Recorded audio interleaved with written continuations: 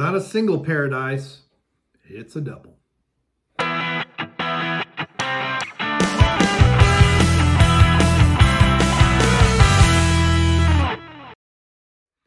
Hey, it's Bryon back with a beer review, and up today, beer review. I meant to do that at the beginning. We have Prairie Artisan Ales, and this is a series of beers that I wish I could have bought all of them, but they're like 15 bucks a piece, and I wanted to get other stuff. But sometime I want to go drop 100 bucks in Jungle Gyms for all of these if they still have them. This one is, I think, is this one 15 or 17%? Golly day, it's so tiny, and then this light. This is one of these things I can read it in certain light, and certain lights it's an absolute pain, and this was one of them. I think it says 15%. But anyway, they've got like 15, 17. They're all in this double series. Now, this is Double Paradise. So this is Bourbon Barrel Double Paradise. This is barrel-aged Imperial Stout with double chocolate and double vanilla. So I don't know if they're adding chocolate or what. There's no other spiel on here, and then you just get the governmental warning. And I think I've done a few Prairie Artisan Ale reviews, especially when I lived in Cincinnati. But it's been a while. And I don't know a lot about the brewery, unfortunately. I think I would look this up before I did a review. Oh my goodness. This smells fantastic. This reminds me quite a bit of what the Imperial Russian Stout was like, that Stone used to do. The Tokyo was another beer that I got a hold of, 18%. Oh, this is one that my late friend Glenn would definitely enjoy. It is dark. This kind of reminds me of was it Siberian Nights, I think? Was that Great Lakes that did Siberian Nights? I'm not remember. No, they did. No, that's Hoppin' Frog. I don't remember who did Siberian Nights. But it's like that cranked up to 11. But man, you can definitely smell the chocolate and vanilla and hint of bourbon. That's probably where some of the vanilla is coming from too. Right on the nose. Man, it's just, that is fabulous. Nose pouring. And you can smell the alcohol too. So I have a feeling it's going to be kind of interesting. It's probably going to be a little boozy.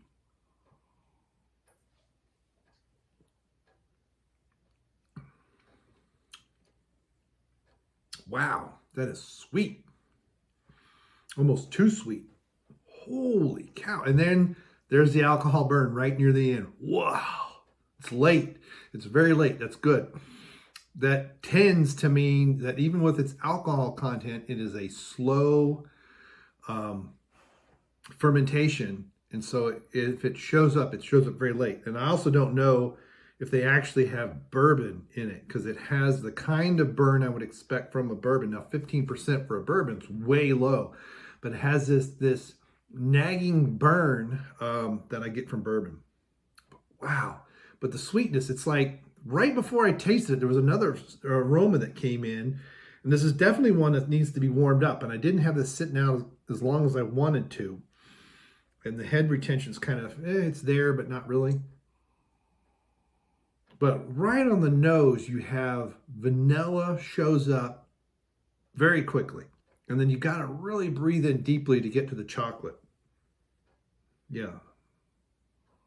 Especially if this had coffee. Glenn would like this if it had a coffee backbone.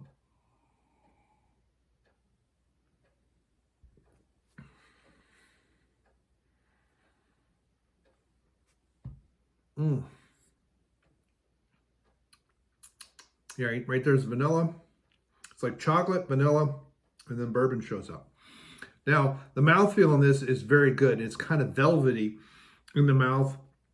It's like this liquidy chocolate kind of flavor. And I don't mean like Hershey's syrup or something. That's just gross. It's like if you melted chocolate down, you put a little bit of butter in it, and you got it really kind of thinned. It's kind of what it's like. Obviously, we have to stay warm to be thinned. I get it with all the fat there. But it's got a nice mouthfeel for this big a beer.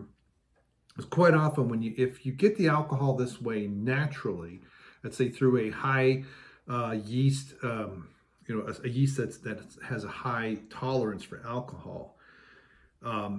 Quite often when you do that, it means you need more convertible sugars in your it's been a long time since I looked at the chart. I can't remember if that's high. I think it is high temperatures. You miss mouthfeel. This is why quite often I do a 2, sometimes 4-step mash, and I keep them low.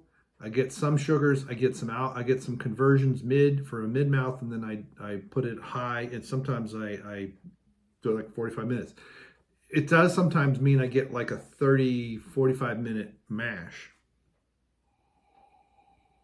It's just it's the Grainfather chart. It's in a book, and I look it up every time, and I don't memorize it, and I probably should have. I mean, it's been years. It's been almost probably 3-4 years since I made anything, but oh, that's fantastic.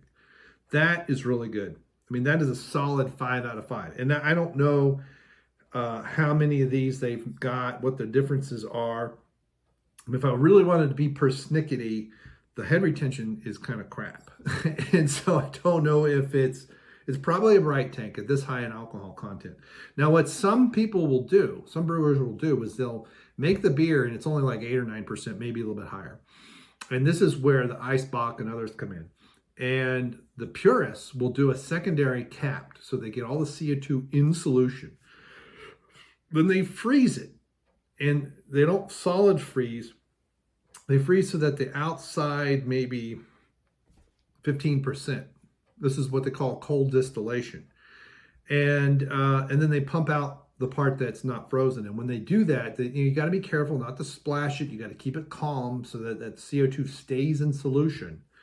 And then you can get natural carbonation. And depending on how many times you do that and how much you freeze and how much you of the water that you're freezing out, essentially, but you can get 18, 19, 20% or more.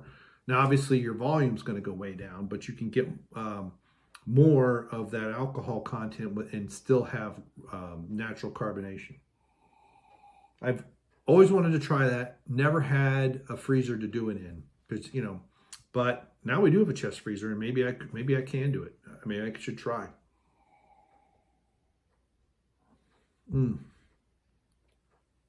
But that is absolutely worth the price of admission. And what I like about Prairie Artisan ales, and I noticed this about some other stuff they had that I didn't get, their prices are good, right? This could easily have been $35 for a single bottle. And but I thought I have to look at the receipt. I had the receipt. I don't know what I did with it. I want to say it was $15.99, but I'm not positive.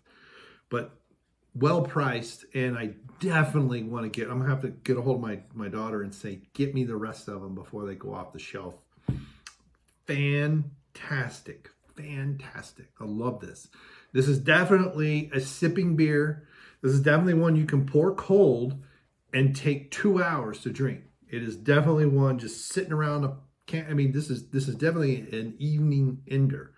In many ways, this is the stout version of what Dogfish had, the 120 IPA used to be. Before they tried to make more of it, and it was 18+%. I think 16.5 is what they put on there now, but it's usually at least that. And that age 2 years, in my opinion, is when it's the best. I've had some age 4 years that were okay, but 2 years. And this is like the stout equivalent. This is really, really good. And I've got to get my hands on the rest of them. And so I've got to find Ed's email address. That's for sure. Because I could definitely have him pull it and have my daughter pick it up.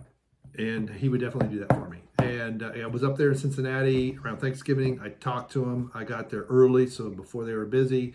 And my cousin works there, and I could also get a hold of her and say, hey, I need a favor. She's up there maybe once a month, something like that. She lives in Nashville. She does IT support for them. But man, that's good. I definitely got to get the other versions to try. So have you ever had anything from Prairie Artisan Ales? Ron, I don't know if you get any down there in Louisiana, but let me know, since you always leave a comment on my beer reviews.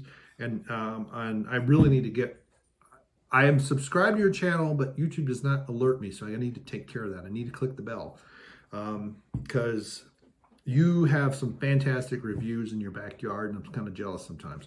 So let me know in the comments below. Thank you very much. Thanks for stopping by. Thanks for clicking like and subscribing. I forgot to do that in the other videos. And we will see you on the other side of whatever comes. Thank you.